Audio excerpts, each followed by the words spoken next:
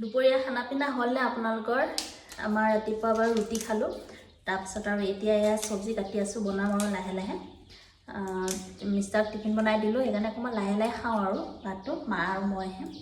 তাৰপাছত মানে এয়া চব্জি অলপ কাটি আছোঁ আৰু চব্জি কাটি কাটি কথা এটা মনত পৰিলে দেই, আপোনালোকৰ লগত বোলো শ্বেয়াৰ কৰোঁ।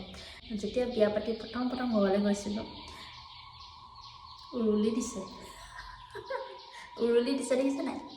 বিয়া পতাৰ কথা কওঁতে, বিয়া পাতি যেতিয়া ঘৰলৈ প্ৰথম গৈছিলোঁ, তেতিয়া মানে ওচৰ চুবুৰীয়া আৰু মানে বান্ধৱীকেইজনী কৈছিলে বিয়া পাতি কেনেকুৱা লাগিছে।